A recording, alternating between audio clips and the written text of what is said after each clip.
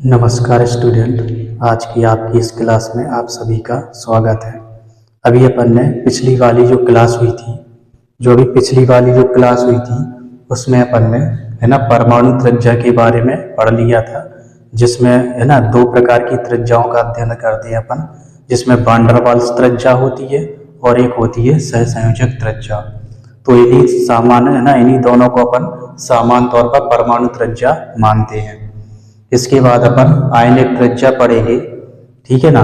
तो जो तत्व होते हैं या जो परमाणु होते हैं उनमें से यदि एक इलेक्ट्रॉन निकल जाए या फिर वो एक इलेक्ट्रॉन को ग्रहण कर ले, ठीक है ना, तो इस कंडीशन में वो आयन का रूप ले लेते हैं और उसके आधार पर अपन आयनिक त्रिज्या ज्ञात करते हैं।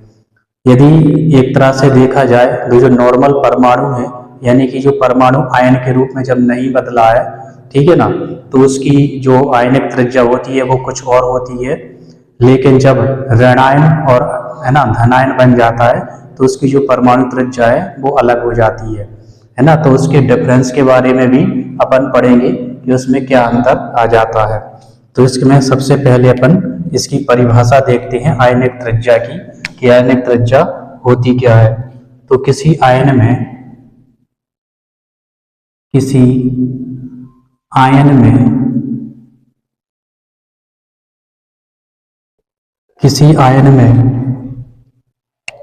नाभिक के केंद्र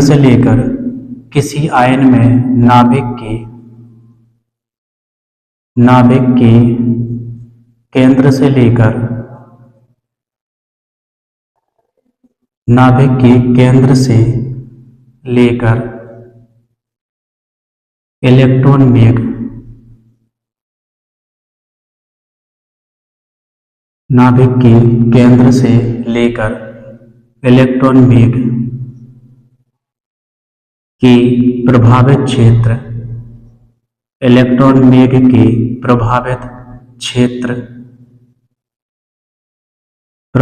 क्षेत्र तक की दूरी को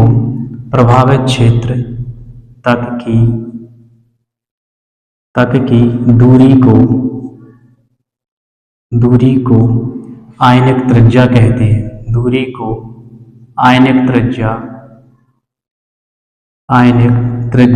हैं।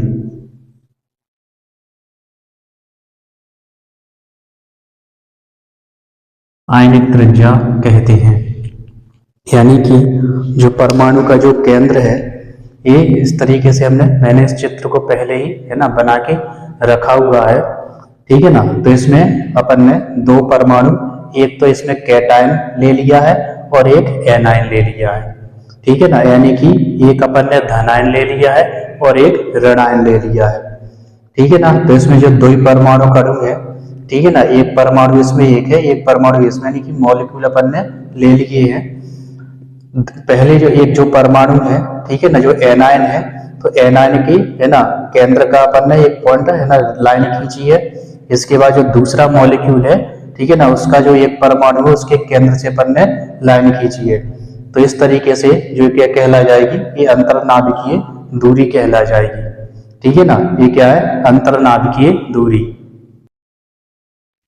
यानी कि जो आयनिक त्रिज्या होती है वो परमाणु का जो आयन है, ठीक है ना, परमाणु का जो आयन है, दो विपरीत आवेश वाले अपन आयन लेते हैं, एक कैटायन ले लिया, एक एनायन ले लिया, ठीक है ना। और इनके केंद्र से इनकी जो दूरी है, ये जो दूरी है एक्स किरण, ठीक है ना, एक्स किरण अध्ययन द्वारा इसकी अपन ये इंटरन्यूक्लियर जो डिस्टेंस होती है वो अपन ज्ञात कर लेते हैं, ठीक है ना। तो इसके बाद यहाँ पे जो बीच में जहाँ पे क्रॉस कर रही है तो बीच से लाइन खींच करके इसमें एक कैटायन की जो त्रिज्या हो जाती है और एक एनायन की त्रिज्या हो जाती है। और इसकी जो वास्तव में जो त्रिज्या होती है, ठीक है ना, वो कुछ और होती है। इसके अलावा इससे अपन को ये भी पता चलता है कि कैटायन की त्रिज्या क्या हो जाती है, कम हो जाती है, और एनायन की त्रिज्या ज्यादा हो जाती है। ऐसा इसलिए होता है, कैटायन में से जब एक इलेक्ट्रॉन बाहर निकल जाता है, ठीक है ना, तो उसका न्यूक्लियस के साथ में जो चार्ज है, ठीक है ना, वो ज्यादा बढ़ जाता है, इसलिए इसकी जो परमाणु त्रिज्या है वो कम हो जाती है। इसके अलावा इसमें जो इलेक्ट्रॉन है, एक इलेक्ट्रॉन एक्स्ट्रा इसमें आ जाता है, एनायन में क्या होता है, एक इलेक्ट्रॉन आ जाता है, इलेक्ट्रॉन की संख्या बढ़ने से जो न्यूक्लियस के प्रति जो चार्ज है वो उतना ज्यादा नहीं हो पाता, ठीक है ना। या मान चलो अपन परिरक्षण प्रभाव भी इसमें देख सकते हैं, उसकी वजह से है ना जो एनायन की जो त्रिज्या होती है वो बड़ी हो जाती है, ठीक है ना। तो इसमें अपन धनायन और ऋणायन की है ना इसमें त्रिज्या देखेंगे अपन। जो परमाणु होते हैं वो विद्युतीय रूप से उदासीन होते हैं, जो परमाणु है ना विद्युतीय रूप से उदासीन होते हैं। वो आयनों का निर्माण तब होता है जब उसमें से या तो एक इलेक्ट्रॉन निकल जाए या फिर एक इलेक्ट्रॉन उसमें से, ठीक है ना, ग्रहण कर ले। यदि मान के चलो एक इलेक्ट्रॉन उससे निकल जाता है, ठीक है ना, तो उस पर प्लस चार्ज आ जाता है। और यदि उसने एक इलेक्ट्रॉन को ग्रहण कर लिया तो जितने इलेक्ट्रॉन उसने ग्रहण किए उतने उस पर माइनस चार्ज आ जाते हैं, ठीक है ना। तो इस तरीके से अपन एक उदाहरण लेके ले सकते हैं। इसमें अपन उदाहरण लिखेंगे, एग्जाम्पल सोडियम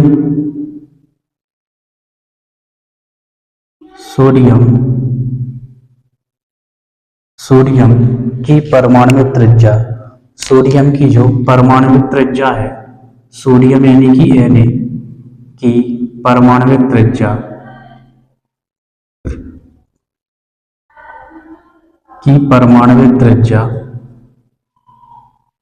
सोडियम की परमाणु त्रिज्या 1.57 एंगस्ट्रॉन होती है, 1.57 एंगस्ट्रॉन होती है। ये नॉर्मल जो सोडियम है ना उस परमाणु की जो आयनिक त्रिज्या है 1.57 एंगस्ट्रॉन होती है। यहीं पे अपन सोडियम आयन की त्रिज्या देखें, इसी में अपन है ना सोडियम आयन यानी कि Na प्लस की आयनिक त्रिज्या देखें। Sodium Na plus, sodium ion Na plus की आयनिक त्रिज्या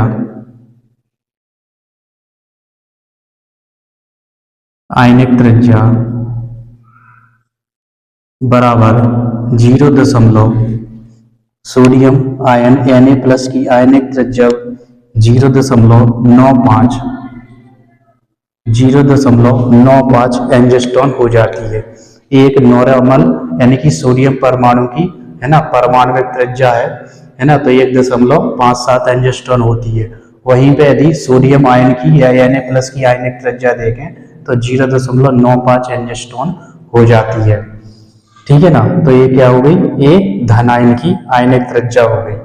ये क्या हो गई, ये धनायन की आयनिक त्रिज्या हो गई। इसी प्रकार अपन ऋणायन की त्रिज्या देखें, यहाँ पे अपन लिख सकते हैं धनायन की त्रिज्या है। ये क्या है, ये धनायन की है, धनायन की त्रिज्या या धनायन की आयनिक त्रिज्या। यहाँ पे अपन ऋणायन की आयनिक त्रिज्या देखें, ऋणायन की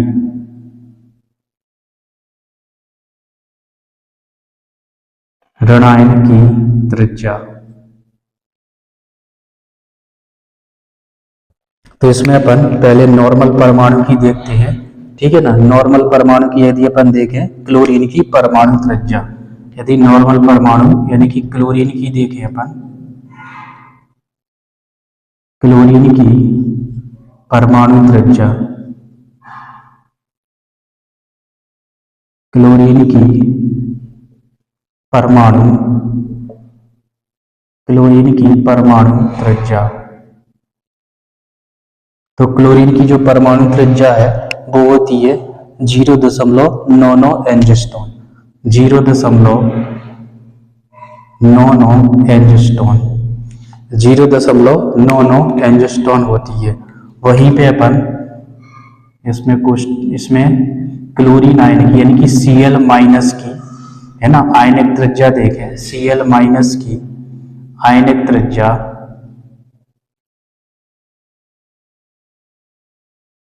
त्रिज्या बराबर 1 इसकी जो आयनिक त्रिज्या है वो हो जाती है 1.81 एंगस्ट्रॉन, 1.81 एंगस्ट्रॉन हो जाती है, ठीक है ना। तो इसमें नॉर्मल परमाणु की है ना जो परमाणु त्रिज्या है वो कम होती है, लेकिन है ना जैसे ही क्लोरीन परमाणु आयन का रूप लेता है तो उसमें परमाणु त्रिज्या क्या है, बढ़ जाती है, क्योंकि उसमें इलेक्ट्रॉनों की संख्या बढ़ जाती है।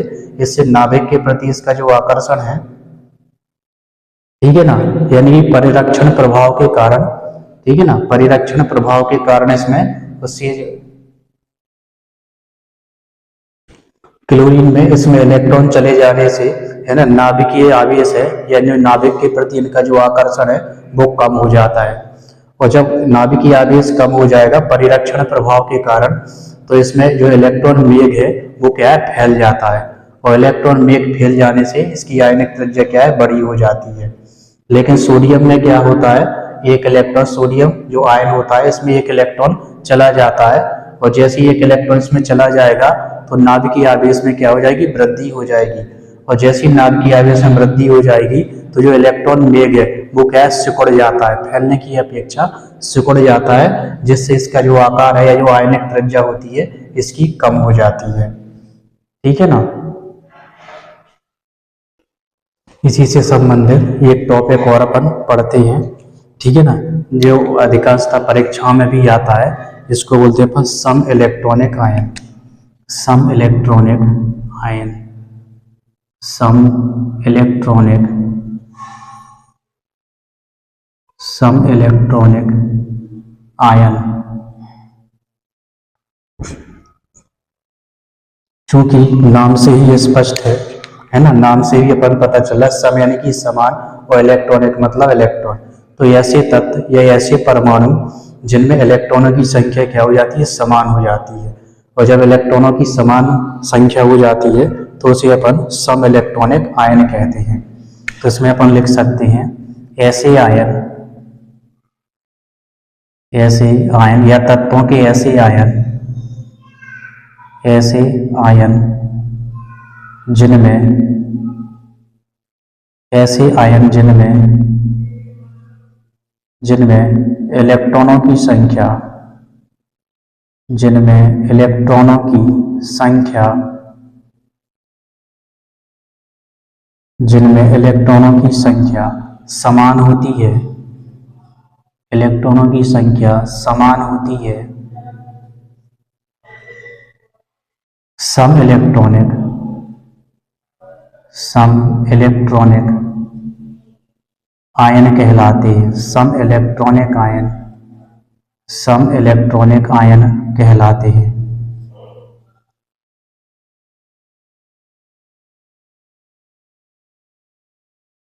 सम इलेक्ट्रॉनिक आयन कहलाते हैं। एग्जाम्पल देखेंगे इसकी। एग्जाम्पल में N-3, N-3 यानी कि सोडियम का जो परमाणु क्रमांक 7 होता है, इसमें 3 इलेक्ट्रॉन और हो जाते हैं, ठीक है ना, तो इसके इलेक्ट्रॉन कितने, 10 हो जाते हैं। इसी प्रकार Na+, इसमें परमाणु क्रमांक 11 होता है, यानी कि 11 इलेक्ट्रॉन होते हैं। जब एक इलेक्ट्रॉन इससे बाहर चला जाता है ना, तो इसके पास 10 इलेक्ट्रॉन रह जाते हैं, ठीक है ना। तो nitrogen, sodium, nitrogen, sodium, fluorine, oxygen, fluorine, fluorine ion, oxygen 2-, इस पे 1-, इस पे 2-, और Mg2+, Mg2+, इसी प्रकार एल्यूमिनियम 3+, ठीक है ना। तो ये क्या होती है, ये सम इलेक्ट्रॉनिक आयन कहलाते हैं। इसमें भी 10 इलेक्ट्रॉन है, क्योंकि 7 इसका है ना परमाणु क्रमांक होता है, तो 7 इलेक्ट्रॉन हो गए, और 3 और इसमें आ गया तो 10 इलेक्ट्रॉन। इसके पास 11 होते हैं, एक इलेक्ट्रॉन इसने बाहर कर दिया तो 10 बचे। फ्लोरीन के पास 9 इलेक्ट्रॉन होते हैं, एक इलेक्ट्रॉन इसने ग्रहण कर लिया तो इसमें 10 इलेक्ट्रॉन हो गए। ऑक्सीजन के पास 8 इलेक्ट्रॉन होते हैं, 2 इलेक्ट्रॉन इसने ग्रहण कर लिए तो इसमें 10 हो गए। इसके बाद मैग्नीशियम है ना, 12 इलेक्ट्रॉन होते हैं इसके पास, इसने 2 इलेक्ट्रॉन बाहर कर दिए तो 10 इलेक्ट्रॉन इसके पास। उसी प्रकार एल्यूमिनियम में है ना 13 इलेक्ट्रॉन होते हैं, तो 3 इलेक्ट्रॉनों को इसने क्या कर दिया, बाहर कर दिया, तो इस तरीके से इसमें भी 10 इलेक्ट्रॉन हो जाते हैं, है ना। तो इस प्रकार की जो स्पीसीज है या जो प्रजाति है, या इस प्रकार की प्रजाति के जो आयन होते हैं, इनको सम इलेक्ट्रॉनिक आयन कहते हैं। इसके बाद अब अपन देखेंगे आवर्त में, है ना, आयनिक त्रिज्या किस प्रकार परिवर्तित होती है, और उसके बाद अपन समूह यानी कि वर्ग में भी, है ना, आयनिक त्रिज्या देखेंगे कि किस तरीके से परिवर्तित होती है।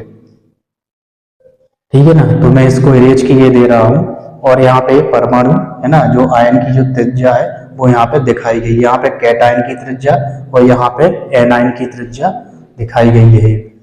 ठीक है ना, तो इसको मैं इरेज किए दे रहा हूँ। उसके बाद अपन, है ना, दो टॉपिक और है इसी में, है ना, कि आवर्त में परमाणु त्रिज्या में क्या परिवर्तन होता है और समूह में आयनिक त्रिज्या में क्या परिवर्तन होता है। जैसे अपन आवर्त में, है ना, देखते हैं, तो आवर्त में या सामान्यतः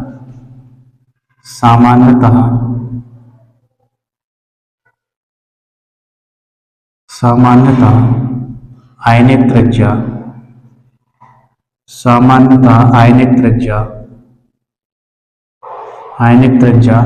आवर्त में,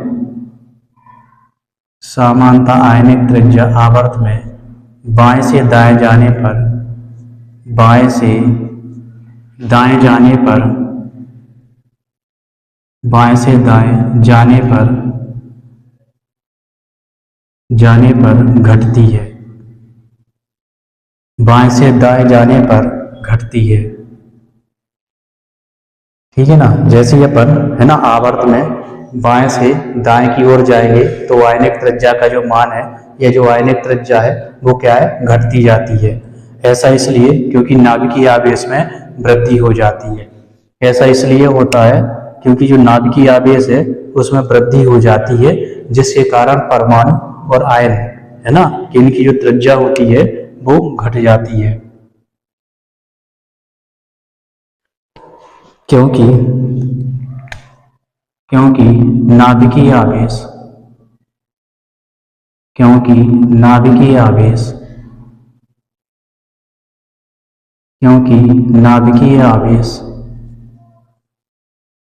में वृद्धि से, नाभिकीय आवेश में वृद्धि से परमाणु एवं आयन के आमाप, परमाणु के आमाप कम हो जाते हैं, उनकी जो साइज है वो क्या हो जाती है, डिक्रीज हो जाती है, साइज छोटी हो जाती है, जिससे परमाणु त्रिज्या भी क्या है ना, छोटी हो जाती है, यानी कि घट जाती है। इसी प्रकार अपन समूह में देखेंगे, समूह में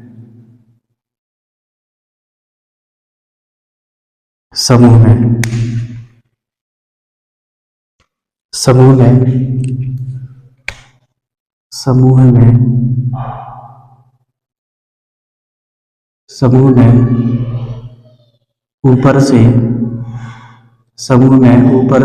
नीचे आने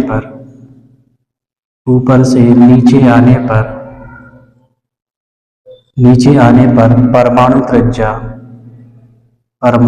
त्रिज्या बढ़ती जाती है, परमाणु त्रिज्या बढ़ती जाती है। परमाणु त्रिज्या बढ़ती जाती है क्योंकि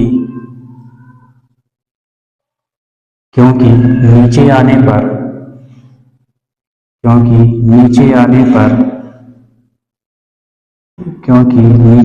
पर कक्षों की संख्या में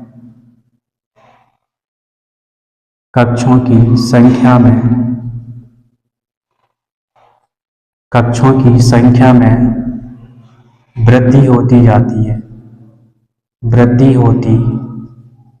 जाती है।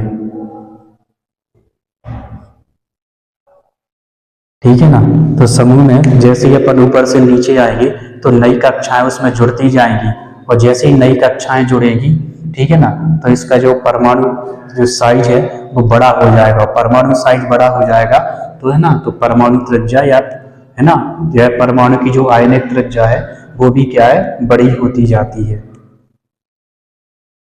इसके बाद अपन, है ना, कुछ ऐसे देखेंगे आयनिक त्रिज्या के बढ़ते हुए क्रम, आयनिक त्रिज्या के